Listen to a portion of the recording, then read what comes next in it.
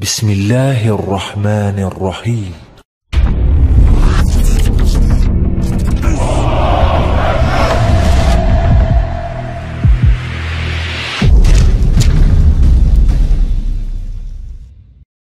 Mengenai identitas orang-orang Yahudi yang menguasai Palestina sekarang, ya tentu saja ini menjadi bekal ya bagi kita semua Bapak dan Ibu untuk bisa memahami apa yang sedang terjadi sebetulnya di dunia ini sekarang ya, di zaman kita ini. Karena para ulama menjelaskan, para ulama kontemporer ya, para ulama sekarang, tidak mungkin seseorang ingin memahami kondisi yang terjadi sebenarnya di dunia ini kecuali dia paham apa yang menjadi takdir daripada kota suci. Saya ulangi, tidak mungkin bagi siapapun ya, hampir mustahil, sudah mustahil bagi siapapun yang ingin paham apa yang sedang terjadi di dunia ini sekarang, kemana arahnya, mengapa begini, mengapa demikian, ya, kenapa ada berita seperti ini, seperti itu. Kalau mau paham apa yang sedang terjadi sebenarnya, nah itu harus memahami ya apa yang menjadi takdir daripada kota suci. Jadi mustahil paham kalau tidak tahu ya apa itu takdir tentang kota suci. Bapak dan Ibu yang dirahmati Allah, ini adalah subjek yang bisa dibilang paling penting ya. Nah, paling penting kalau kita membahas atau mengkaji ilmu eskatologi Islam ya. Eskatologi Islam itu adalah satu cabang ilmu yang dikenal juga dengan istilah ilmu akhir zaman. Nah, Bapak dan Ibu yang dirahmati Allah. Jadi untuk mengetahui siapa sebenarnya yang menguasai ya Palestina sekarang, membangun kerajaan Israel sekuler sekarang di sana, mereka berani kembali ya untuk menantang, dalam tanda petik menantang ketentuan Allah yang berlaku di tanah suci. Sudah berabad-abad yang lalu Allah itu menetapkan bahwasanya penguasaan kota suci haruslah disertai dengan kesolehan, harus berdasarkan ketaatan. Ya. Nah, tiap kali orang Yahudi ini nanti melanggar, Allah Subhanahu wa taala menjatuhkan hukuman. Itu tercantum di dalam surah Al-Isra ya. Juga tercantum di dalam kitab orang-orang Yahudi sendiri. Di dalam kitabnya Zabur ya, kitab Zaburnya Nabi Daud alaihissalam. Bahwa yang mewarisi bumi itu harus orang-orang yang soleh ya. Kalau tidak soleh, maka ketidaksolehan itu akan mengundang hukuman. Hukuman yang Allah timpakan kepada mereka ya dari sejak ditinggalkan Nabi Sulaiman alaihissalam, mereka terpecah belah, kemudian mereka tidak lagi bersatu sebagai Bani Israel yang berdua belas begitu ya, berdua belas suku. Kemudian mereka dihancurkan oleh tentara Babilonia ya. Nebukadnezar waktu itu menghancurkan Yerusalem dan mengusir semua penduduknya untuk menjadi budak ya di Babylon, di Irak sekarang ya. Ini bangsa-bangsa Kaldea yang pertama kali menghancurkan Yerusalem. Penghancuran yang kedua juga terjadi itu di zaman setelah Nabi Isa alaihissalam ya. Yang kedua ini oleh tentara Romawi. Nah, maka sekitar tahun emang jadi jam sebarahan? Nebukadnezar dulu Babylon itu 570-an. Nah, maka ketika Islam itu diamanatkan kepada Nabi Muhammad SAW sebagai nabi terakhir ya, maka di zaman Nabi Muhammad SAW ini Quran turun, dan ketika Quran turun Yerusalem sudah hancur 2 kali. Maka Allah Subhanahu wa taala berfirman di dalam surah Al-Isra, A'udzubillahi minasyaitonirrajim ya, ayat 9, asa rabbukum ayyarhamakum, semoga Tuhanmu merahmatimu hai Bani Israel. Wa in udtum udna, jika kamu berani mengulang, kami pun akan mengulang. Nah, ini kalimat yang dahsyat sekali ya, singkat padat tetapi mengandung kekuatan yang sangat luar biasa. Ya, Allah mengatakan wa in udtum udna, jika kamu mau mengulang pelanggaran, mengulang ketidaksolehan di tanah suci, udna, kami pun akan mengulang. Nah, karena nanti orang-orang inilah yang mengaku sebagai Yahudi, mengaku sebagai Bani Israel di zaman kita sekarang, mudah-mudahan Allah Subhanahu wa taala memberlakukan hukuman itu kepada mereka. Karena mereka adalah orang-orang yang berani kembali, ya. Berani kembali ke tanah suci untuk mengklaim tanah suci itu milik mereka, ya. Tetapi sebetulnya mereka tidak berhak sama sekali. Nah, di sini di cover ini saya cantumkan juga foto Bapak Fisika Dunia, ya, yaitu Albert Einstein. Ada yang harus diluruskan mengenai Albert Einstein, ya. Albert Einstein ini memang seorang Askenazim, ya, Yahudi Askenazim, tetapi beliau bukan orang yang mendukung gerakan Zionis, ya. Bapak Einstein ini adalah orang yang menentang kalau Zionis ingin mendirikan negara sekuler di Palestina. Jadi memang beliau adalah Askenazim, tetapi tidak termasuk kepada orang-orang yang menggerakkan Zionisme, ya. Hanya saja beliau itu dimanfaatkan begitu, ya, dimanfaatkan oleh Zionis. Nah, Bapak dan Ibu yang dirahmati Allah, di dalam ensiklopedia Yahudi, ya, ensiklopedia Yahudi tulisan Dr. Tariq Suwaidan, ya. Dr. Tariq Suwaidan ini seorang pakar sejarah, ya, juga asalnya beliau adalah presenter televisi begitu di Qatar, ya, kalau tidak salah, ya. Nah, di Qatar.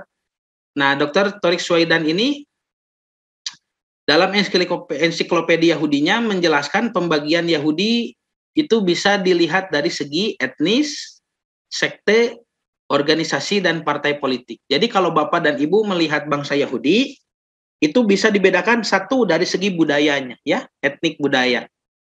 Orang Yahudinya masih itu-itu saja, tapi nanti kalau dilihat, oh Yahudinya ada yang etnisnya begini, ada yang begitu. Nanti Yahudi yang bisa dikenal etnisnya itu, mereka pun punya sekte-sekte. Orangnya masih itu-itu saja, masih itu-itu juga. Nah, tapi sektenya nanti berbeda-beda. Dari etnis yang sama bisa jadi sektenya berbeda, ya. Nah, nanti mereka pun juga ada yang berorganisasi. Orangnya itu-itu juga, ya. Yahudinya itu-itu juga. Dilihat dari kacamata organisasi, mereka ada yang membuat ormas-ormas begitu, ya. Juga ada yang berkecimpung di dunia politik, ya, perpolitikan, partai politik. Jadi Dr. Tariq Suwaidan membedakan Yahudi dari segi etnis, ya, budaya, dari sektenya, dari organisasinya, dan dari partai politiknya. Nah, kalau pembahasan Askenazi, ya, Yahudi Askenazi itu tentu saja kita membahas etnis, membahas budaya, tidak membahas sekte, ya. Nanti kalau sekte-sekte Yahudi banyak sekali, Bapak dan Ibu pusing. Nah, ya. Jangan pernah menyangka bahwa bangsa Yahudi itu bersatu padu, tidak, ya. Justru bangsa Yahudi itu saling bercerai-berai. Mereka senang sekali mengadakan perpecahan, ya. Nah, perpecahan su'ubiyah itu sangat kental di dalam budaya mereka. Nah, kalau sekte tidak akan dibahas, ya, organisasi dan parpol juga bukan bahasan kita. Kita lihat secara etnis saja dulu. Secara etnis, Bapak Ibu, Yahudi dibedakan biasanya, ya, pada umumnya kalau menyebut etnis Yahudi selalu dibedakan dua dulu. Nanti dari dua ini bercabang begitu, ya. Yang dua ini adalah Yahudi Barat dan Yahudi Timur. Begitu, ya. Jadi kalau Bapak dan Ibu mau membicarakan Yahudi, ya, ini kita membicarakan Yahudi mana? Yahudi Barat atau Yahudi Timur? Beda itu nanti, ya. Beda. Nah, Yahudi Barat, dari sekian banyak Yahudi yang ada di Barat, Yahudi yang ada di Jerman, Yahudi yang ada di Polandia, ya, Yahudi yang ada di Inggris, Yahudi yang ada di Austria, banyak dulunya, ya, dulunya berasal dari negeri-negeri itu. Kalau sekarang kan sudah ada di mana-mana, ya, sudah ada di mana-mana. Nah, dulunya itu Yahudi Barat diwakili dengan istilah Askenazim. Itulah Yahudi Barat, ya, Yahudi Barat. Nah, nanti kita bahas apa itu artinya Askenazim, ya. Yang secara bahasa artinya justru merujuk pada wilayah Jerman. Jadi nanti Yahudi Jerman yang paling menonjol kalau di Barat, ya. Seperti Bapak Albert Einstein itu juga Yahudi Jerman. Nah, sedangkan Yahudi yang dikenal sebagai perwakilan dari Yahudi Timur, ya. Ini Yahudi Timur juga banyak sekali, kan. Yahudinya menyebar ke arah timur dari Yerusalem. Nah, maka itu disebut Yahudi Sephardim, ya, Sephardim. Nah, Bapak dan Ibu yang dirahmati Allah. Jadi, kenapa Yahudi ini etnisnya jadi berbeda-beda dan tinggal di tempat yang berbeda-beda? Karena setelah penghancuran Yerusalem yang kedua, sepeninggal Nabi Isa Al-Masih alaihissalam ke langit, ya, maka Yahudi tidak mau lagi tinggal di Yerusalem. Yerusalem dihancurkan oleh Romawi. Sejak saat itu mereka tidak mau lagi tinggal di sana, karena kalau tinggal di sana dituntut untuk soleh, ya. Sedangkan Yahudi bangsa yang tidak bisa soleh. Itu salah satu di antara alasannya. Alasan yang lainnya adalah juga Yahudi mencari-cari juru selamat terakhir yang disebutkan oleh Bapak Yakub alaihissalam, ya, Nabi Yakub, sebagai Shiloh yang akan datang. Shiloh, ya. Shiloh itu ya sepadan dengan kata Rasul lah begitu ya dalam bahasa Arab. Menurut Profesor David Benjamin Keldani di dalam bukunya Muhammad in the Bible, Shiloh itu artinya Rasulullah, ya, Rasul Allah. Nah, jadi Yahudi mencari-cari juru selamat itu yang disebutkan oleh Nabi Musa alaihissalam. Juru selamat itu sama seperti aku, ya, membawa kitab suci, umatnya banyak begitu. Yang disebutkan bahkan juga oleh Nabi Yesaya, ya, sebagai orang yang tidak bisa membaca. Disebutkan juga oleh Nabi Hagai yang dia akan menyebarkan shalom, menyebarkan salam Islam, ya, ke seluruh dunia. Yang diramalkan juga oleh Nabi Daud sebagai tuanku yang akan membawa kerajaan Allah di bumi, ya, kerajaan Allah di bumi yang akan membangun kerajaan Allah. Dan bahkan disebutkan oleh Nabi Sulaiman alaihissalam namanya di dalam Syir Hashirim, ya, atau Kitab Kidung Agung sebagai Muhammadim, disebut tuh namanya Muhammadim, ya. Nah, juga terakhir disampaikan oleh Nabi Isa Al-Masih alaihissalam, ya, di masa beliau dengan kabar gembira, ya, yang disebut Injil. Injil itu secara bahasa artinya kabar gembira, ya. Kabar gembira akan kedatangan juru selamat terakhir itu dan akan berita tentang kerajaan Allah yang sudah semakin dekat, ya. Sudah semakin dekat. Nah, maka Bapak dan Ibu yang dirahmati Allah, sejak saat itu, sejak saat Nabi Isa alaihissalam diangkat ke langit dan Yerusalem dihancurkan oleh Romawi, maka bangsa Yahudi menyebar ke seluruh dunia, ya, yang dikenal dengan istilah diaspora Yahudi. Nah, kita ini melacak di mana saja Yahudinya setelah berdiaspora. Mereka tidak mau tinggal di Palestina lagi, ya. Mereka tidak mau kembali, bukan tidak mau tetapi tidak sanggup begitu, ya. Setelah 2000 tahun baru di zaman kita ini, ya, mereka kembali ke tanah suci Yerusalem dan berani mengklaim sebagai tanah mereka lagi. Nah, maka kita lihat nih Yahudi Askenazim dan Sephardim, Yahudi Barat dan Yahudi Timur. Tentu saja untuk Sephardim nanti, ya, ini kalau dijelaskan kan nanti panjang, ya, sepak terjang Yahudi Sephardim itu. Dari mulai di Spanyol kan, karena secara bahasa Sephard artinya Spanyol ini. Kenapa Spanyol?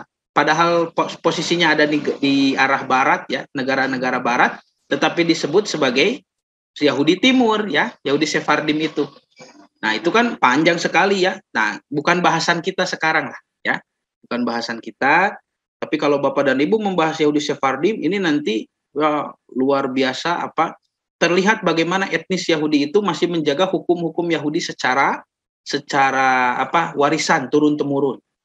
Sedangkan untuk Yahudi Askenazim, Yahudi Barat, ini bahasan kita hari ini, ya. Yahudi Askenazim ini adalah Yahudi yang tidak tidak bisa kita lihat gestur tubuhnya mirip dengan Bani Israel, ya. Itu muncul pertanyaan besar nanti Bapak Ibu, ya.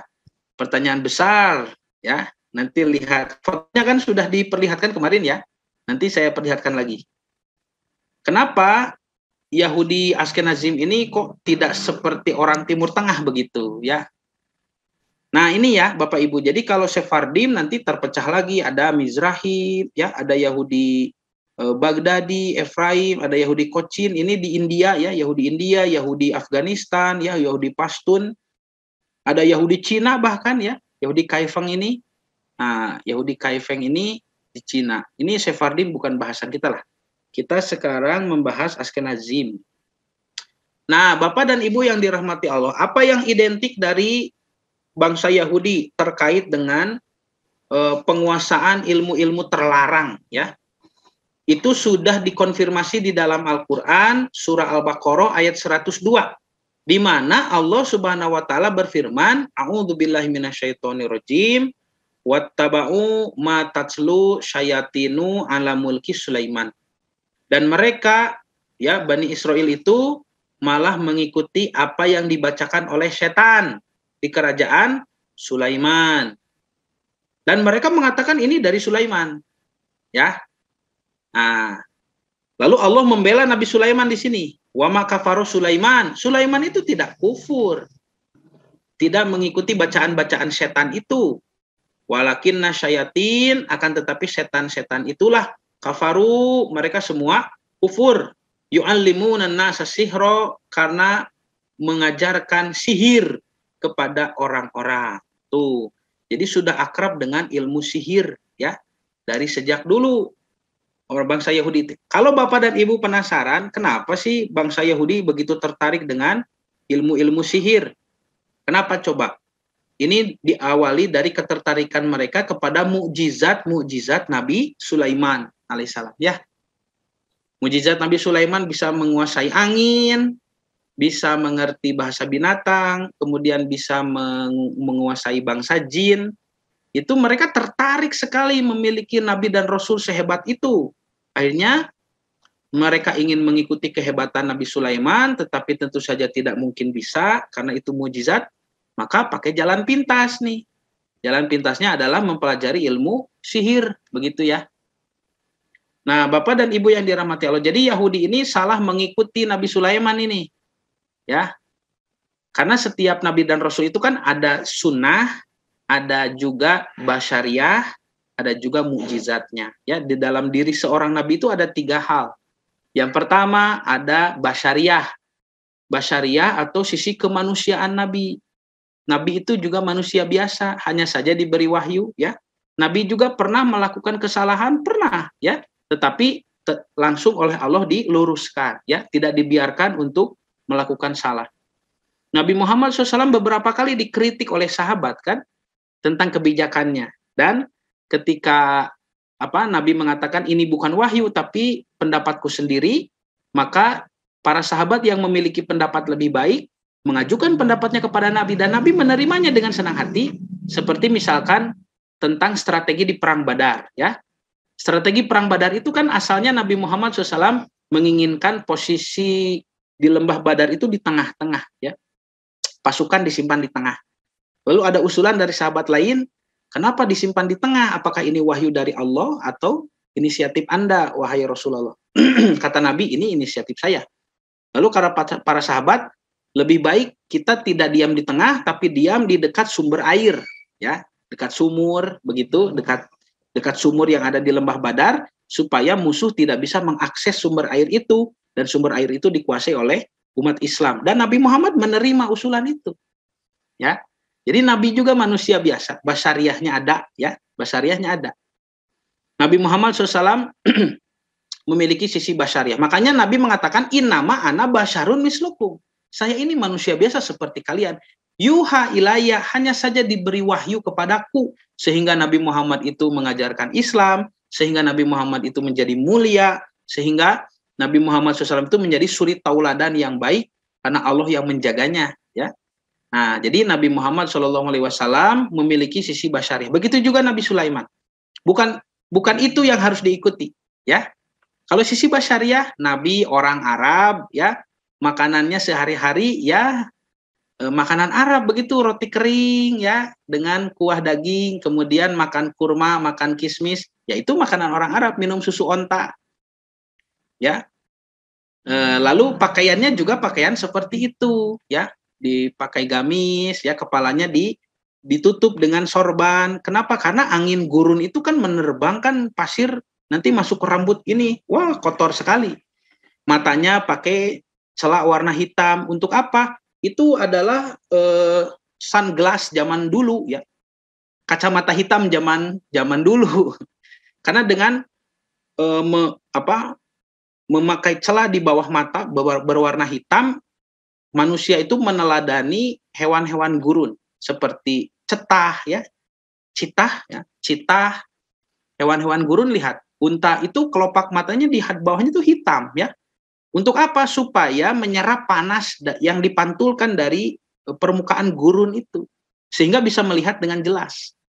Makanya orang Arab dulu pakai celah hitam di sini ya. Kemudian berkendara dengan unta begitu. Yaitu sisi basyariah Nabi. Nabinya orang Arab, makanya begitu ya, pakaiannya, makanannya ya. Nah, bukan itu yang diikuti ya, tetapi yang diikuti adalah sunnah. Ini yang kedua dari sisi kenabian adalah sunnah. Apa itu sunnah? Sunnah adalah apa-apa yang datang dari Nabi, baik perkataan, perbuatan, persetujuan, cita-cita beliau, apapun yang datang dari Nabi yang mengandung ta'abudi, mengandung ibadah kepada Allah. Ya. Jadi yang kita ikuti itu bukan Muhammad secara basyariahnya, bukan. Tetapi yang diikuti adalah sunnah Rasulullah-nya, ya. Sunnah Rasulullah. Jadi Nabi Muhammad SAW, Nabi Sulaiman alaihissalam juga sama, memiliki sisi basyariah, memiliki aspek sunnahnya ya, yang diajarkan. Yang diikuti adalah sunnahnya begitu. Yang ketiga, mukjizat. Kalau ini mustahil diikuti. Karena mukjizat dari kata ajaza artinya mengalahkan. Kalau mukjizat sudah keluar, semuanya kalah. Dan ini tidak bisa dilakukan kecuali hanya dengan izin Allah Subhanahu wa taala. Orang Yahudi bukan mengikuti sunnah, malah mengikuti mukjizat. Ya tentu saja sulit. Karena sulit, ya mereka mencari jalan pintas untuk mempelajari ilmu sihir. Nah, inilah yang fatal ya, dalam mengikuti Nabi itu harus benar. Nah, Bapak dan Ibu yang dirahmati Allah, ternyata tentang kedatangan orang-orang Yahudi yang memuja sihir. Kalau memuja sihir tentu saja memuja makhluk gaib, ya, memuja jin, memuja iblis, ya, bersekutu dengan setan begitu. Karena setan yang soleh atau setan yang soleh, jin yang soleh maksud saya, jin yang soleh tidak akan mengajarkan ilmu-ilmu menyuruh manusia untuk melakukan kemusyrikan supaya dia mau membantu, tidak akan kalau jin soleh.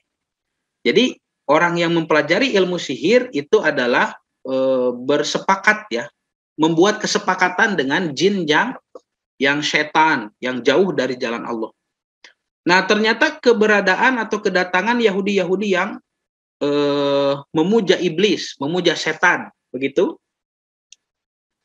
bisa juga kita temukan di dalam kitab orang-orang Kristiani, ya. Katanya dalam literatur kitab orang Kristen dikatakan bahwa Yohanes Sang Pembaptis atau Nabi Yahya alaihi salam telah bersaksi adanya wahyu yang turun kepada Nabi Isa, ya, kepada Nabi Isa Al-Masih. Apa yang Allah firmankan itu? Ya, ternyata firman itu mengenai peringatan akan kedatangan satu kaum yang memuja setan tetapi mengaku sebagai bagian dari umat Yahudi. Nah, itu tercantum dalam kitab Wahyu pasal 2 ayat 9, aku tahu kesusahanmu dan kemiskinanmu, namun engkau kaya, dan fitnah mereka yang menyebut dirinya orang Yahudi tetapi sebenarnya tidak demikian. Sebaliknya, mereka adalah jemaah iblis. Nah, jadi akan ada orang yang mengaku-ngaku sebagai orang Yahudi, padahal bukan. Ini sudah disebutkan. Ya, Nabi Isa alaihissalam pun sudah tahu dulu. Ya, di dalam tradisi Bible atau Alkitab tercantum bahwa Yesus Kristus atau Nabi Isa Al-Masih sudah mengetahui akan kedatangan orang-orang ini. Orang-orang yang mengaku dirinya Yahudi padahal bukan, mereka hanya penyembah iblis. Bapak dan Ibu yang dirahmati Allah, banyak orang yang mengatakan, ya, penulis-penulis juga banyak, bahwa nubuat di kitab Wahyu tadi itu adalah nubuatan yang sudah terjadi, dan itu terjadi dalam diri orang-orang Zionis, ya. Orang Zionis ini adalah sebagian orang-orang dari Askenazim itu, yang nanti secara licik Zionis ini merangkul juga orang Islam untuk membantu mereka. Dia juga merangkul orang Kristiani untuk membantu mereka. Artinya di sini sebetulnya ya, kalau berperang dengan Zionis bukan masalah perang agama lagi ini. Bukan begini kalau misalkan Zionis Israel melawan Palestina, ini Yahudi melawan Islam, bukan begitu. Di tubuh Zionis ada umat Islam. Dan di barisan orang-orang yang membela Palestina ada orang-orang Yahudi. Orang-orang Yahudi Ortodoks itu membela Palestina. Dan mereka tidak mau tinggal di Israel, mereka tinggal di Palestina. Ya, Yahudi-Yahudi ultra ortodoks yang demo di Yerusalem, ya, mereka menampakkan membawa spanduk bertuliskan, kami lebih bangga masuk penjara daripada harus mendirikan negara Israel. Itu banyak Yahudi-Yahudi itu. Ya. Jadi jangan terkelabui oleh media seolah-olah Yahudi itu semuanya sama, bersatu padu menghancurkan umat Islam, tidak begitu. Jadi kalau ibu dan bapak mau mengutuk perbuatan kejam yang dilakukan oleh Zionis di Israel, jangan mengatakan Yahudi laknatullah, jangan. Karena tidak semua orang Yahudi itu Zionis. Jangan juga mengatakan Israel laknatullah. Ya, jangan, karena Israel itu gelar Nabi Yakub alaihissalam. Yakub itu bergelar Israel, hamba pilihan Tuhan. Nanti kalau kita mengutuk hanya kepada Yahudi saja, ternyata tidak semua Yahudi itu Zionis. Ya. Jadi orang-orang Yahudi yang bukan Zionis terkena kutukan. Nah, itu tidak tepat sasaran. Juga tidak semua Zionis itu ya Yahudi, sebagaimana tidak semua Yahudi itu Zionis. Jadi Zionis itu ada yang non Yahudi, ada Yahudi Muslim, ada Zionis Muslim, ada Zionis Kristen, ada Zionis ateis bahkan yang tidak beragama juga ada. Makanya kalau melaknat hanya kepada Yahudi saja atau kepada Israel saja, orang-orang Islam, orang-orang Kristen, orang ateis yang membantu Zionis tidak terkena doa kita. Makanya kalau mau mendoakan ya kehancuran bagi Zionis, sebut saja Zionis begitu. Semoga Zionis dan para sekutunya atau para kroninya itu dihancurkan oleh Allah Subhanahu wa taala begitu.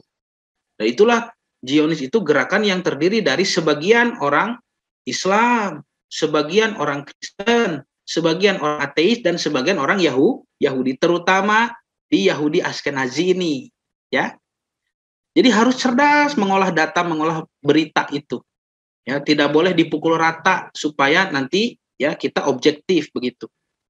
Nah, maka Ashkenazi juga tidak semua nanti mendukung Zionis, tidak, ya. Wah, tapi sekarang kita berkenalan dulu lah. Siapa sih itu Ashkenazi dan kenapa mereka menginginkan tanah suci Yerusalem, dan mereka pun sampai hari ini ya sudah terbilang sukses untuk mendirikan kerajaan di Yerusalem ya, di Palestina.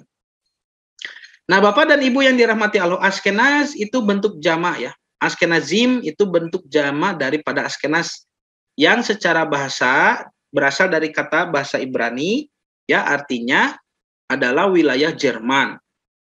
Dalam bahasa Ibrani juga dikenal bentuk Ashkenazim.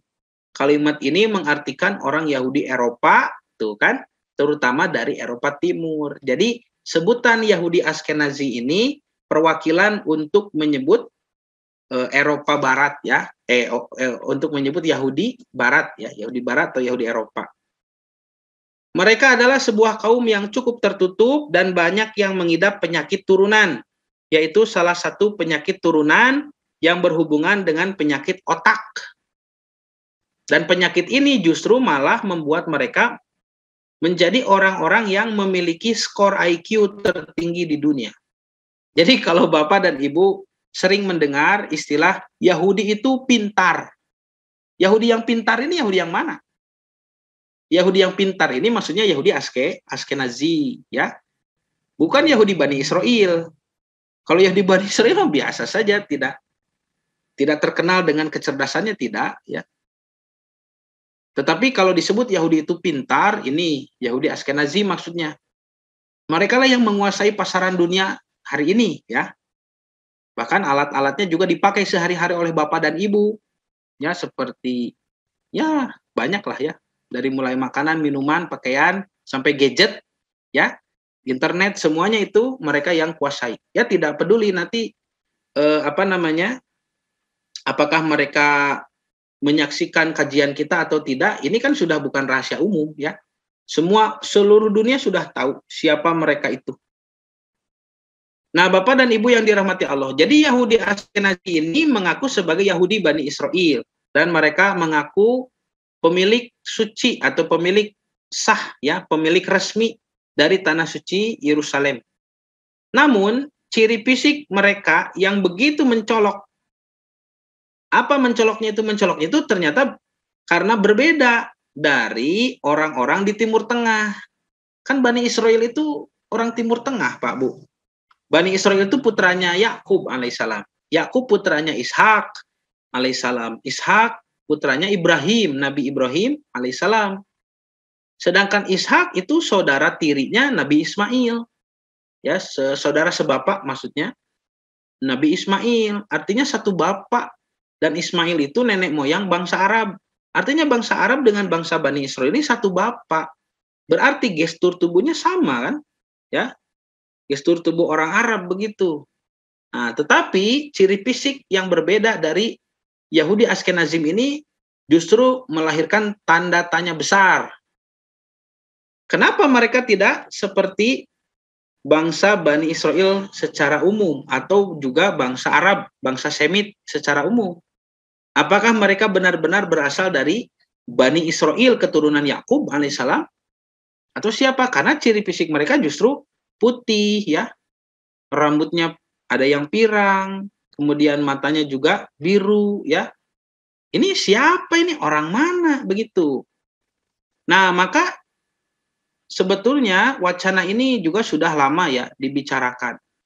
Kenapa Yahudi itu sekarang berbeda rasnya begitu? Ya, padahal Bani Israel itu orang Timur Tengah. Nah, sampai seorang Askenazi sendiri yang bernama Arthur Koestler. Ini seorang Yahudi Askenazi dari Hungaria. Dia menulis buku tuh. Bukunya saya punya ini. Ya, The 13 Tribes atau suku ke-13. Jadi The 13 Tribes ini sindiran, ya. Sindiran dari Arthur Koestler kepada kaumnya sendiri. Atau kalau mau suuzon, ya, dia justru membanggakan nenek moyangnya. Dulu ketika Askenazim mau merebut Yerusalem, mereka berpura-pura sebagai, bukan berpura-pura ya, mereka mengedepankan identitas Yahudi. Di Eropa juga sama. Ya. Kami Yahudi, kami Bani Israel begitu. Sekarang sudah mereka dalam tahap kesuksesan, selangkah lagi menuju apa yang mereka inginkan, mereka sekarang bongkar rahasia. Ya. Tidak peduli karena Israel, Palestina, Yerusalem sudah jadi milik mereka. Mereka bongkar saja, kami ini bukan Bani Israel, gitu kan? Urang teh asa dilelewe gitu, Pak Bu. Ya, jadi kalau mau husnudzon, berbaik sangka, Arthur Koestler memberikan informasi kepada kita tentang identitas sebenarnya orang Askenazim. Kalau mau berburuk sangka, justru ya dia sedang membuka kedoknya begitu ya. Ini Arthur Koestler, apakah beliau ini mendukung atau menolak Zionis, kan kita tidak tahu ya. Nah, sebetulnya di dalam buku Tribes itu ya, Arthur Koestler membocorkan identitas sebenarnya dari Yahudi Askenazim, Yahudi Jerman itu. Kata Arthur Koestler, kami bukan dari keturunan Abraham, Yakub, ya, dari Bani Israel, tidak. Tapi kami adalah turunan dari suku yang bernama Khazar. Ini, suku Khazar. Wah, bukunya sudah banyak ya, ditulis dalam berbagai macam bahasa. Ini sudah bukan rahasia umum. Nah, tentang Khazar itu. Suku Khazar. Ya, Bapak dan Ibu, ini kalau baru mengenal ya, suku Khazar ini bukan orang Timur Tengah, tetapi orang dekat Laut Hitam dan Laut Kaspia. Ini kita lihat nanti petanya ya. Nah, ini terlalu besar ya. Ini peta dunia, ini terlalu besar. Kita ini sengaja supaya Bapak dan Ibu menemukan mana Laut Hitam itu. Coba Pak, ini saya pakai laser pointer ya. Ini kan Jazirah Arab ya. Yang saya tunjuk ini Jazirah Arab ya. Di sini ada Hijaz ya, Mekah dan Madinah. Ada Yaman, begitu kan? Yang seperti kepala burung ini. Kemudian ke atasnya ada negeri Syam, ada Irak ya. Ada Yordan, di sini ada Iran. Nah, maka Khazar itu berasal dari bukan dari Timur Tengah dari wilayah ini, tetapi dari wilayah utara dekat Laut Hitam. Ini Laut Hitam yang seperti bentuknya seperti sepatu, Pak ya. Ini Laut Hitam ini. Dan di sebelah timurnya ada Laut Kaspia. Nah, di antara Laut Hitam dan Kaspia ini adalah pegunungan-pegunungan tinggi, pegunungan-pegunungan curam, pegunungan-pegunungan yang tidak mudah didaki oleh manusia, tidak bisa. Ini wah, pegunungannya terlalu tinggi ya. Nah, kita soroti sekarang bagian Laut Hitamnya ya dan Laut Kaspia. Ini Bapak Ibu, lihat. Ini nanti bertepatan ya dengan wilayah Turki di selatan, kemudian di utara itu dengan Ukraina dan Rusia. Di sebelah barat itu ada negara-negara Eropa Timur seperti Rumania, Bulgaria, ya, Serbia, Makedonia. Kemudian di sebelah barat ada Georgia, ya, negara yang bahasanya paling sulit ini ya, negara Georgia. Nah, disinilah katanya mereka dulu hidup di wilayah mana? Antara Laut Hitam dan Laut Kaspia. Nah, ini Bapak Ibu, tolong diperhatikan dulu petanya ya, sebentar ya.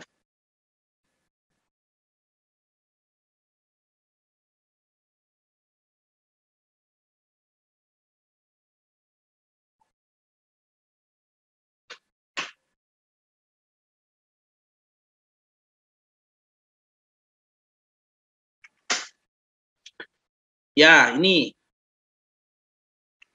Jadi menurut Arthur Koestler, Yahudi yang sekarang menguasai Israel, Yerusalem, ya, Yahudi Askenazi itu bukan dari turunan Bani Israel, turunannya Yakub dan Ibrahim alaihissalam, tetapi turunan dari suku Khazar. Inilah perkiraan dulu kekuasaan suku Khazar, ya.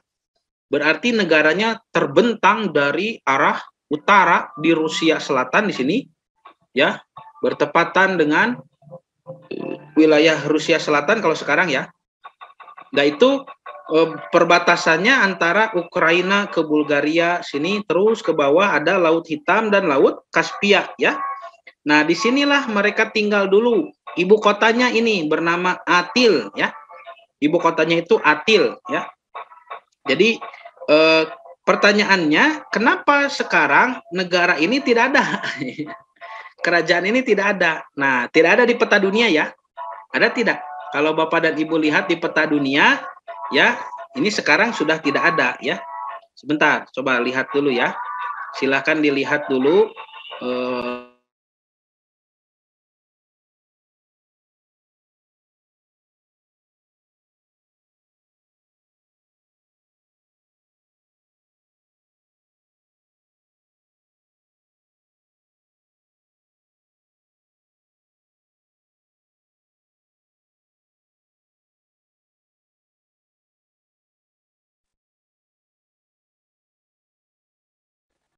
Ya. Nah,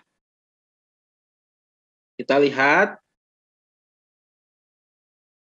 Arthur Koestler di dalam bukunya itu menuliskan data penting. Ini aneh ya. Kenapa aneh? Karena Arthur Koestler menulis data ini dari kitab-kitab sejarah ulama Islam. Tetapi justru orang Islamnya malah tidak tahu. Ya, malah tidak tahu. Apa yang dicantumkan oleh Arthur Koestler? Katanya di dalam bukunya itu dituliskan ada tulisan ya, surat menyurat antara Hasdai bin Saprut, orang Yahudi dari Spanyol. Ini tokoh Yahudi dulu di zaman kekhalifahan Bani Umayyah ya, di Khalifah Abdurrahman ketiga. Ya. Jadi ada orang Yahudi yang bekerja di kekhalifahan Islam di Bani Umayyah yang saat itu juga sampai menguasai Spanyol ya. Andalusia itu, Andalusia.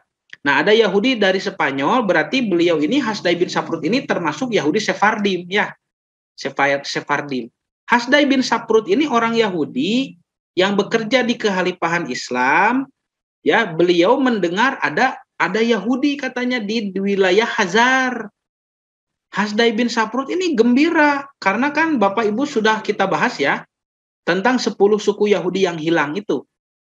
Jadi 10 suku Yahudi hilang entah kemana, dan orang Yahudi ini sebetulnya ya ingin tahu, saling merindukan begitu. Maka Hasdai bin Saprut ini mengirim surat kepada suku Hazar. Nah, suku Hazar saat itu dikuasai atau dipimpin oleh Raja Yosef bin Aron atau Yusuf bin Harun ya. Raja Yusuf bin Harun ini orang Khazaria, raja di Khazaria. Dikirim surat oleh Hasdai bin Saprut, ya. Isi surat antara Hasdai dan raja itu menceritakan kegembiraan Hasdai bin Saprut saat mendengar ada kerajaan besar di Eropa Timur yang mana raja dan penduduknya katanya beragama Yahudi, begitu. Jadi Hasdai senang nih, wah ada Yahudi di wilayah Laut Hitam. Siapa mereka ini? Hasdai mengira bahwa bangsa Khazar ini adalah salah satu dari suku Israel yang hilang. 10 suku itu ya. Jadi dari 12 Bani Israel, kan yang tertinggal hanya suku Yehuda dan Benyamin. Sudah pernah dijelaskan ya. Yehuda dan Benyamin ini tinggal di Yerusalem kan. Kalau 10 suku yang lainnya tinggal di Samaria, di sebelah utara Palestina. Hancur oleh bangsa Assyria, ya. Dan itu mereka langsung berdiaspora, menyebar ke sana kemari. Sedangkan yang kita bahas selama ini dihancurkan oleh Babylon, dihancurkan oleh Romawi, ya, muncul nabi-nabi seperti Zakaria, Nabi Yahya, Nabi Isa, itu adalah suku Yahudi, Yahudi dan Benyamin di selatan. Sedangkan 10 suku di utara itu Pondok Lalakon, muncul seorang Sunda mah, ya, tidak ketahuan kemana, ya, tidak ada. Mereka hilang setelah dihancurkan oleh bangsa Assyria sekitar tahun 700 ya, 750 sebelum Masehi. Ya. Sedangkan Babylon itu menghancurkan Yerusalem tahun 500 sebelum Masehi, 570-an sebelum Masehi. Artinya kerajaan utara 10 suku yang hilang ini sudah hancur lebih dulu ya. Sudah lama sekali. Nah, ini sudah pernah dibahas. Jadi 10 suku yang hilang ini mungkin kata Hasdai bin Saprut, bangsa Khazar ini keturunan mereka. Makanya Hasdai bin Saprut senang. Ya, karena menganggap bangsa Khazar adalah salah satu di antara 10 suku Bani Israel yang hilang. Tetapi ketika Hasdai menerima jawaban surat jawaban dari Raja Yusuf bin Harun, Yusuf bin Harun mengatakan bahwa mereka bukanlah keturunan dari Abraham. Tuh, Bu. Ini rahasia mereka yang dituliskan oleh Arthur Koestler di dalam bukunya. Mereka bukan keturunan Ibrahim alaihissalam, tetapi mereka adalah keturunan Togarma. Siapa ini Togarma? Bapak Ibu kenal tidak Togarma? Nih, siapa yang kenal ya? Nah, kalau tidak kenal, nih saya kasih tahu. Togarma itu anak ketiga dari Gomer. Ya sah, Gomer. Gomernya juga tidak tahu ya. Nah, maka Togarma dan Gomer ini adalah cucu dari Yafis. Yafis itu putranya Nabi Nuh alaihissalam ya. Yafis itu putranya Nabi Nuh alaihissalam. Nah, dalam literatur Yahudi, Togarma dikenal sebagai moyangnya bangsa Turki. Jadi dulur tajeng orang Turki manya suku Khazar teh. Palingan akrab ya. Israel dan Turki itu akrab Bapak Ibu ya. Jangan tertipu media ya. Dan Khazar, moyangnya suku Khazar, merupakan anak ketujuh dari Togarma. Togarma punya 10 anak yang menjadi suku besar. Ini digambarkan supaya lebih bisa dipahami ya. Nah, kita lihat dulu Nabi Yakub, Bani Israel asli ya. Nanti dari mana beloknya itu ke suku Khazar? Jadi dari turunan Adam sekian banyak itu sampai ke Nabi Nuh alaihissalam. Nabi Nuh itu melahirkan Sem. Sem ini adalah nenek moyang bangsa Semit. Makanya disebut turunan Sem, Semit ya. Bangsa Arab, ciri kulitnya merah begitu ya. Hidungnya mancung, matanya belotot, rambutnya keriting seperti orang Arab lah begitu ya. Sem itu. Nah, ternyata Nabi Nuh itu nanti punya anak yang lain. Bukan dari Sem ya, tapi dari jalur Yafis dan Ham. Kalau dari Sem ini nanti melahirkan Nabi Ibrahim. Di keturunan yang keberapa ya? Arfakhshad, Salih, Abir, Falih, Raus, Sarug, Nahur, Terah atau Azar. Melahirkan Ibrahim, Ibrahim ini melahirkan Ishak, Ishak melahirkan Yakub. Inilah Bani Israel, kan begitu, ya. Ini Bani Israel, turunan Yakub dari jalur Sem. Tuh, lihat. Nah, ini sudah berkali-kali saya perlihatkan ya. Turunan Nabi Yakub alaihissalam dari 4 perempuan, 2 istri resmi, istri asli, 2 hamba sahaya. Dulu hamba saya boleh digauli. Makanya Nabi Yakub alaihissalam punya anak ya 4 dari istri pertama, 2 dari istri kedua, 2 juga dari pembantu pertama dan pembantu kedua. Maka jumlahnya 12. Inilah Bani Israel. Jelas ya? Ini sekilas info saja dan sudah sering ya kita bahas ini Bani Israel. Nah, lanjut. Sedangkan bangsa Khazar itu bukan dari Sem. Ini kan Nabi Nuh nih. Nabi Nuh alaihissalam punya anak Sem. Tuh, ya. Nah, Sem ini kan punya saudara. Ada Ham. Ham ini kulitnya hitam, ya. Nanti melahirkan Kus. Kus melahirkan Kanaan. Kanaan melahirkan Namrud. Nah, Namrud raja yang didakwahi oleh Nabi Ibrahim alaihissalam, ya. Hitam. Makanya kalau Bapak dan Ibu menonton film Babylon, karya Hollywood, nanti Raja Namrud atau Nimrod ini diperankan oleh orang negro, begitu ya. Karena memang turunan Ham, hitam. Ini bapak moyangnya orang Afrika. Kalau Sem bapak moyangnya orang Timur Tengah, maka Yafis adalah bapak moyangnya orang bule dan orang Cina. Yafis ciri fisiknya putih, kulitnya putih, matanya biru, begitu, sipit. Nah, gitu ya. Nanti orang Cina itu lahir tahtinu sipitna. Orang bule dari mata birunya, ya, bagi-bagi. Nanti rambutnya ada yang pirang, ada yang tidak, ya. Tapi dulunya itu pirang, ya. Rambut Yafis itu kuning.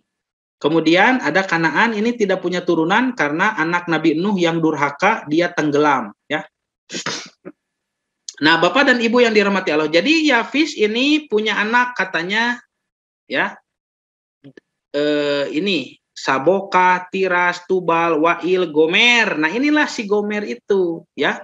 Nanti ada Hausil, Hawan, Marihu. Ya.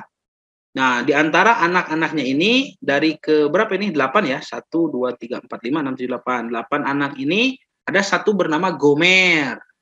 Inilah nenek moyang orang Khazar. Gomer punya anak 3. Askus, Rifat, Togarma. Ini Togarma, ya. Togarma itu cucunya Yapis berarti ya. Yapis punya anak Gomer, Gomer punya anak Togarma. Togarma itu cucu Yapis berarti. Nah, Togarma ini punya anak 10. Ya, 10 nih anaknya. Tuh ada Ujur, Janur, nih. Tarna, Aus, Taurius, Bulgar. Ini bapak moyangnya orang Bulgaria ini. Nah, anak ketujuhnya bernama Khazar, begitu ya. Khazar. Dari keturunan inilah orang-orang Khazar yang sekarang jadi Yahudi Askenazim itu. Jadi jauh sekali jalurnya, bukan jalur Semit ya. Bukan Bani Israel mereka itu, Yahudi gadungan. Nah, Bapak dan Ibu yang kalau kerajaan Khazar diperkirakan berdiri sekitar tahun 630 Masehi. Waduh, masih muda ya. Mereka membangun kerajaan itu. Coba Bapak Ibu direnungkan dulu. Ini 630 Masehi itu kan zaman apa ini? Kalau Bapak dan Ibu ya pernah membaca sejarah-sejarah, apalagi sejarah Nabi Muhammad SAW, kita bisa menghubungkan waktu-waktunya ya, tahun-tahunnya begitu. Bahkan saya punya buku yang mencantumkan kejadian-kejadian penting di belahan dunia di waktu yang bersamaan. Sebentar ya, nih.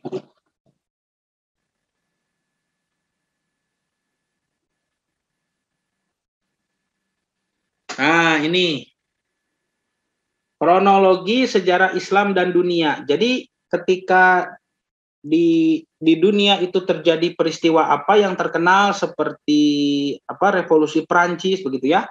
Saat itu di dunia Islam sedang terjadi peristiwa apa? Itu dibandingkan ya. Tahun-tahunnya ada ini. Tahun sejarahnya ada. Tahun sekian terjadi apa di barat, di dunia Islam terjadi apa begitu ya. Ini saya dapat hadiah ya dari orang tua saya di sini jamaah di Komplek Bahagia ya, Ibu Hajah Asikin. Nah, ini bermanfaat sekali. Nah, Jadi 630 Masehi ini adalah di masa Nabi Muhammad SAW ya. Di masa Nabi Muhammad dan para sahabat nih. Nabi itu lahir tahun 571 ya, kalau tidak salah 571 ya 570 lah. Cuman ada juga yang mengatakan sudah masuk ke 71. Diangkat menjadi Rasul pada usia 40 Nabi itu. Berarti 40 tahun kemudian dari 570 ya sekitar 610 lah. 610 ya. Nabi diangkat jadi Rasulullah itu. Lalu berdakwah selama 23 tahun. Berarti 633 ya. Nabi wafat. Artinya kalau 630 ini 3 tahun sebelum Nabi wafat. Kerajaan Khazar berdiri. Nah, ini kan ada juga ulama yang mengaitkan Khazar ini dengan fenomena Yajuj Majuj.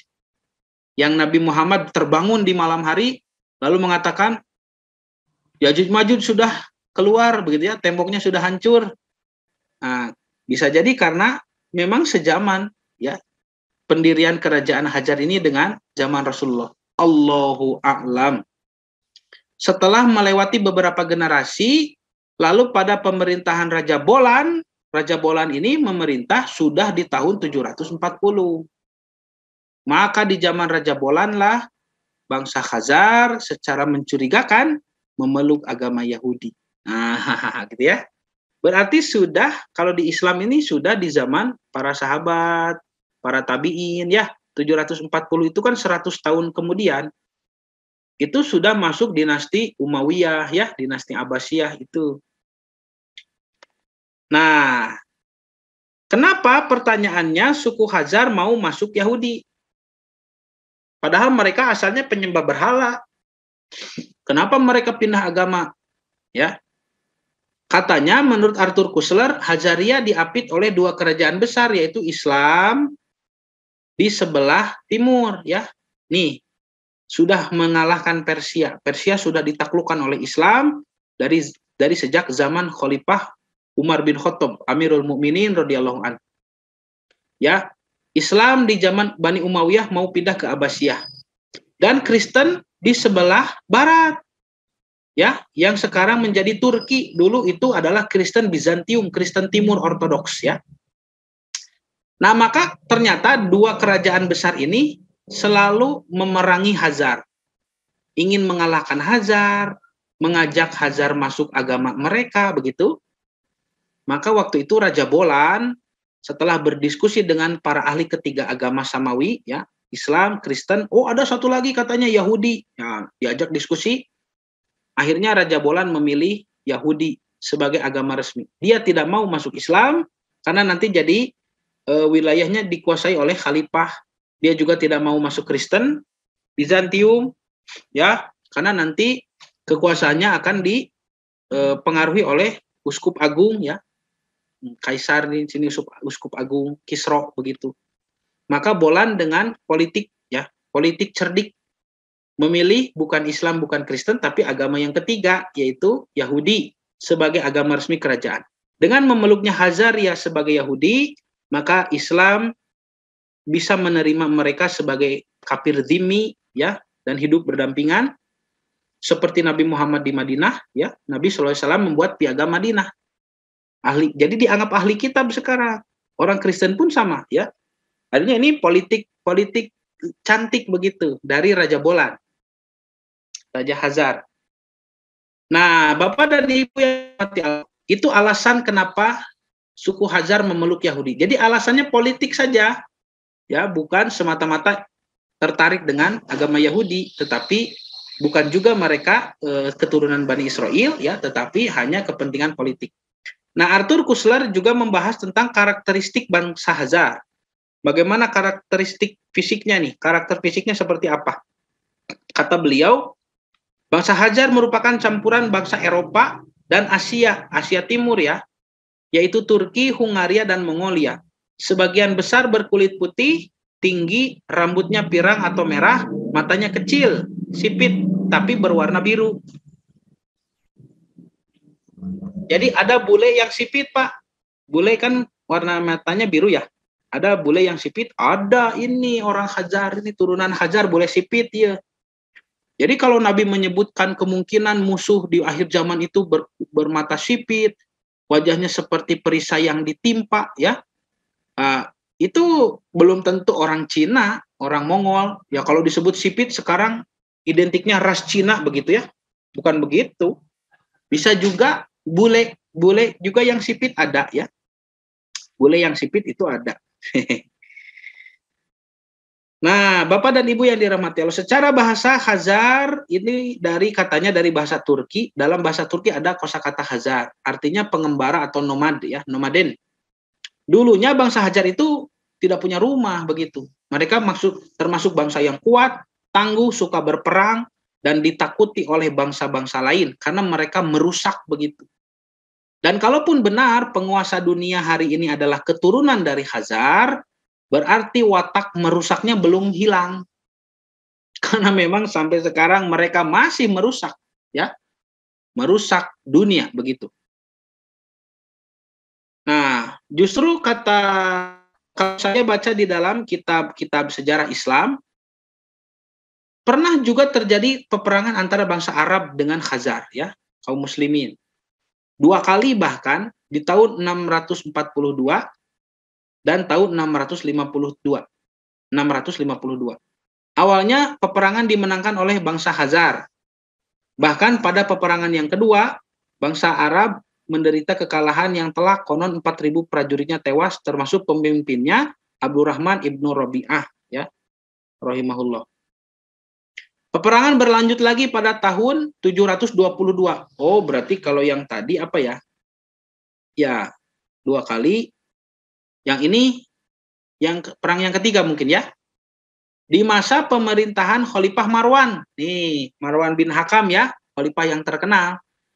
Khalifah Marwan II, terjadi lagi peperangan antara bangsa Arab dan bangsa Hajar dipimpin oleh Jenderal Maslamah ibn Abdul Malik. Perang kali ini dimenangkan oleh umat Islam. Dan Khalifah Marwan saat itu menawarkan Raja Hajar untuk masuk Islam. Jadi sudah kalah mereka itu, kemudian ditawari masuk Islam. Karena posisi kerajaan diapit oleh dua kekuatan besar, Islam dan Kristen, maka Hajar tidak bisa memilih salah satu dari kedua agama itu. Ya, kalau memilih Islam maka akan punya musuh bebuyutan orang Kristen. Ya, karena itu nanti kan terjadi perang salib gitu ya. Kalau memilih Kristen pun nanti akan diperangi lagi oleh umat Islam. Nah, kebetulan saat itu di Khazaria ada komunitas kecil bangsa Yahudi. Setelah berdiskusi dengan ketiga pemuka agama, Islam, Kristen, dan Yahudi, maka di tahun 740, Raja Khazar, yaitu Raja Bolan, memutuskan untuk memilih agama Yahudi. Begitu kata kitab-kitab sejarah ya. Jadi ada kemungkinan Raja Hajar memilih agama Yahudi hanya untuk menjaga netralitas dan taktik politik saja.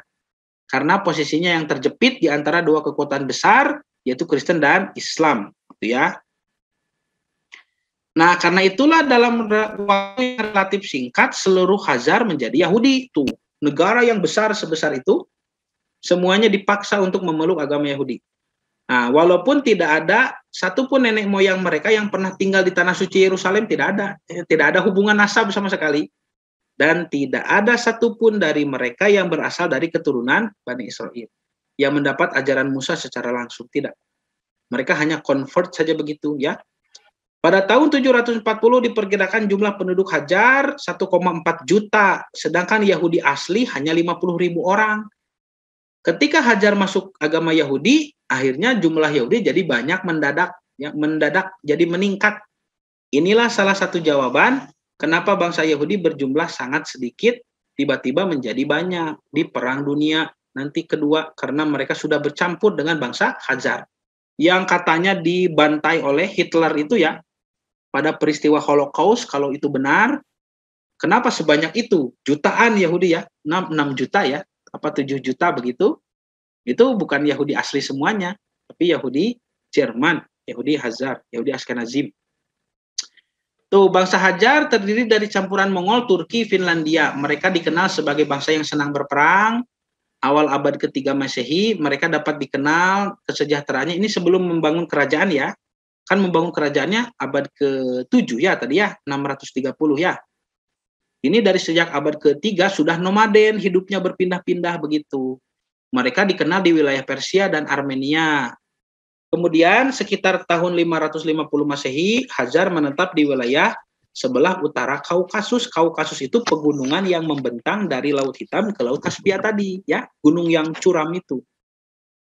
Antara Laut Hitam dan Laut Kaspia, ibu kota kerajaan adalah Atil, dibangun di hulu sungai Volga yang mengalir ke Laut Kaspia. Tuh, Bu. Ini ya. Jadi percampuran ras antara Finland, Mongol, Turki menjadi wajah Kaukasus. Inilah wajah-wajah orang Kaukasus. Bule tapi sipit gitu Pak Bu. Bule tapi sipit. Ini orang-orang Khazar ya. Orang Khazar kejam ya. Mereka suka berperang dan suka merusak. Mufsidun. Yufsiduna fil ard. Mereka merusak di muka bumi. Ini ya, jadi Laut Hitam, Laut Kaspia, di sini ada pegunungan Kaukasus, ya.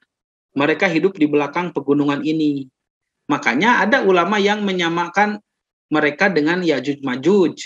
Ketika mereka merusak ke wilayah Georgia, melewati pegunungan ini, nanti oleh Zulkarnain, gunungnya ditutup begitu. Jadi mereka tidak bisa lewat, begitu ya. Dikurung, ya, ditutup di dalam benteng, di balik benteng. Yajuj Majuj itu kan manusia, bukan monster, bukan. Dan yang dimaksud dengan ditutup oleh Zulkarnain itu dihalangi jalannya begitu. Bukan ditutup seperti dikurung di dalam tempurung kura-kura, bukan begitu. Karena kalau Yajuj Majuj itu manusia, berarti sisi kemanusiaannya berlaku, harus makan dan minum, ya, melakukan hubungan biologis, berketurunan, begitu, ya. Dan pasti mereka pun mati berketurunan. Nah, dalam rangka mengontrol lalu lintas sungai, bangsa Khazar ini banyak mengungut biaya ya. Jadi banyak di sana negara-negara yang dikuasai. Kalau ada orang yang melintas ke negaranya itu dibayar pajak gitu. Nanti yang menolak diserang dan dibantai ya. Kejam sekali bangsa ini. Yang sekarang yang menguasai dunia mereka. Ya mereka lah yang memaksa bapak ibu membayar ini, membayar itu, bayar pajak, bayar apa saja ya. Nah, lalu kenapa negaranya hilang sekarang? Nah ini bapak ibu yang unik ya. Yang unik itu kenapa orang-orang yang memeluk agama Yahudi justru nasibnya seperti Yahudi nanti. Mereka berdiaspora, ya, berpencar dari negaranya karena negaranya dihancurkan. Siapa yang menghancurkan negaranya? Nah, ini disebutkan Hajar melakukan perluasan wilayah. Mereka mau meluaskan wilayah termasuk menaklukkan suku Slavonik yang cinta damai. Ini nenek moyangnya orang Rusia, orang Ukraina begitu ya. Slavonik itu, orang-orang Slavik. Wilayahnya dijadikan bagian dari kekaisaran bangsa Khazar sehingga mereka semakin disegani dan ditakuti. Diserang orang Kaukasus, orang Slav begitu. Ya, mereka malah semena-mena orang Khazar itu ya. Jadi ngajeger gitu Pak, mun bahasa urang ngajeger tah di wilayah Viking begitu ya. Nah, negeri-negeri yang menjadi bagian dari kekaisaran Khazar tidak lebih daripada korban kesemena-menaan. Oleh sebab itu Raja Hajar tidak disukai ya, mereka dibenci. Sama seperti hari ini, mereka bikin negara di mana-mana dibenci. Mau menguasai Inggris dibenci, mau membuat negara Amerika dibenci. Nanti mereka sekarang berkumpul di Israel untuk mendirikan kerajaan baru, negara baru, dan mereka pun dibenci sama. Ya. Mereka dibenci di dalam maupun luar negeri. Mereka ditakuti hanya karena kekejamannya kepada orang yang menentangnya. Nah ini seorang penulis dari Inggris ya, mu'alaf, beliau seorang mu'alaf namanya Ahmad Thompson yang menulis tentang Dajjal the Antichrist, tentang Dajjal Al-Masih palsu. Nah, mereka dijelaskan di buku ini bahwa mereka hidup dengan makmur dulu. Makanya Bizantium, orang Kristen Timur tadi ya, dan kerajaan Muslim mulai tertarik dengan mereka dan kenyataannya tidak mudah bagi mereka untuk menjalin komunikasi. Kedua kekuatan ini, baik Kristen atau Muslim, sama-sama menekan kaum penyembah berhala ini, Hajar, untuk menerima ajaran agama masing-masing. Jadi sudah Memang ini kisah yang terkenal ya, banyak penulis yang mengutip ya.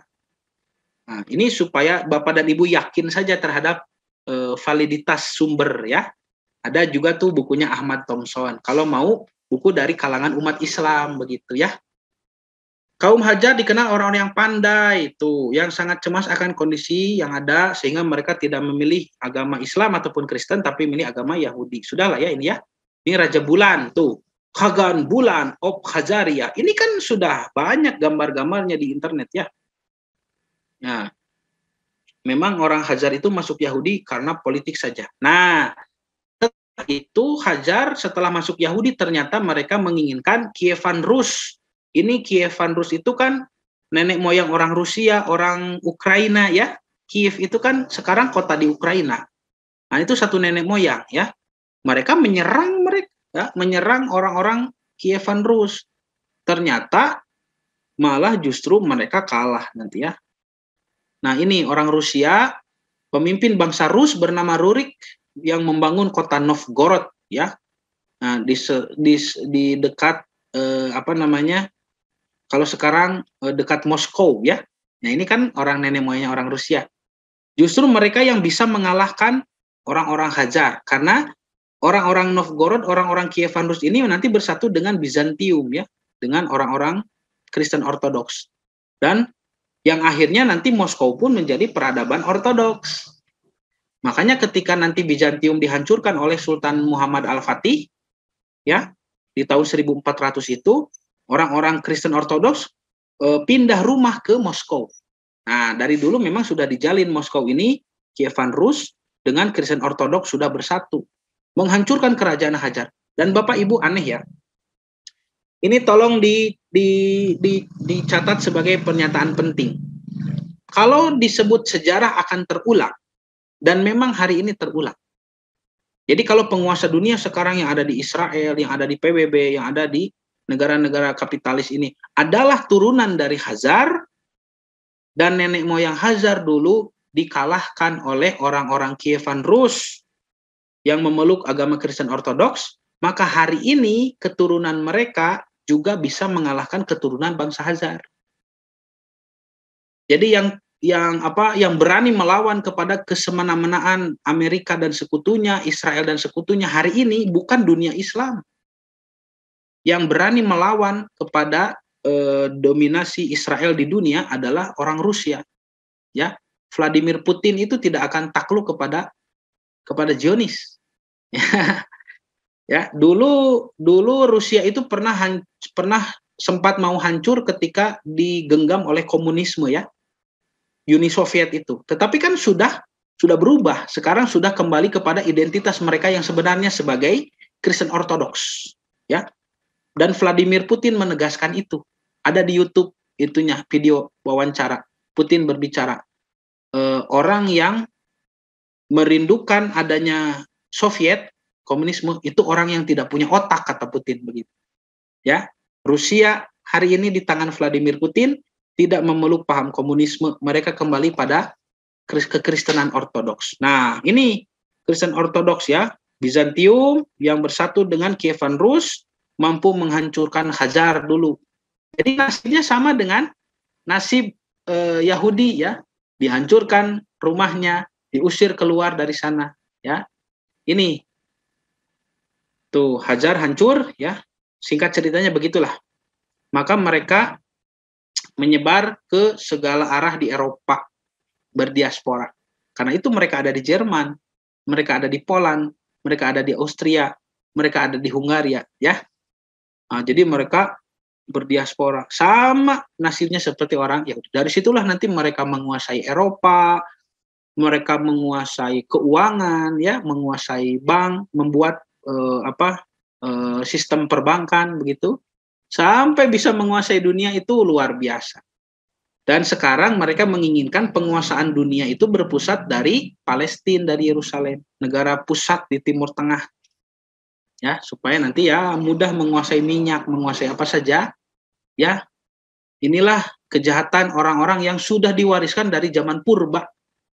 Dan nanti banyak para ulama yang menyamakan mereka dengan sosok Ya'juj Ma'juj yang keluar di akhir zaman. Ya, Allahu a'lam. Jadi Bapak dan Ibu yang dirahmati Allah, nanti kerusakan yang muncul di zaman modern sekarang, juga kedatangan Al-Masihud Dajjal itu tidak akan lepas dari usaha mereka menguasai dunia. Itu ya. Dajjal kecil, Dajjal besar, Dajjal yang menyebarkan paham dan ideologi palsu merusak agama, seperti orang-orang liberal itu, ya, atau orientalis barat itu, ya, atau misionaris-misionaris yang merusak agama. Kemudian sampai Dajjal besar yang menguasai sistem pemerintahan dunia, itu semuanya adalah tidak lepas dari peran Yahudi Askenazi yang bergerak di tubuh Zionisme, dan mereka itu bukan turunan dari Bani Israel, tetapi mereka turunan dari bangsa Khazar. Nah, gitu ya. Sekian dulu lah. Cukup dulu untuk pengenalan ya. Nanti mereka menguasai dunia dengan cara apa itu? Waduh, panjang, masih panjang Bu ya. Tapi ini hanya sebatas pengenalan saja lah. Tidak usah dikaji terlalu dalam, nanti Bapak dan Ibu tua sebelum waktunya begitu ya.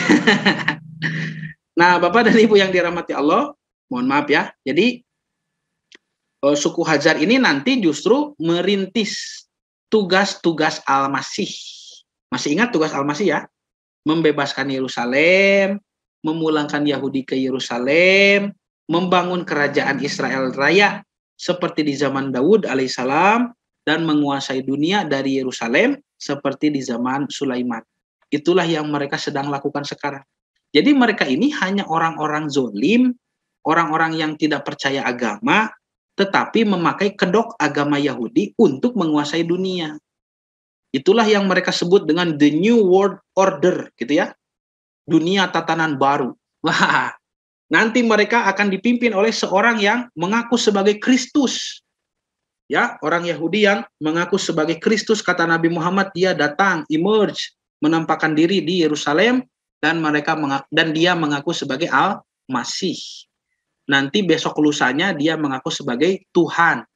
Itulah pemimpin nanti, pemimpin dunia, ya, yang sudah dibangun oleh Khazar dari sekian puluh tahun yang lalu. Tetapi umat Islam tahu bahwa dia bukan Al-Masih yang asli, tetapi Al-Masih yang palsu, begitu ya.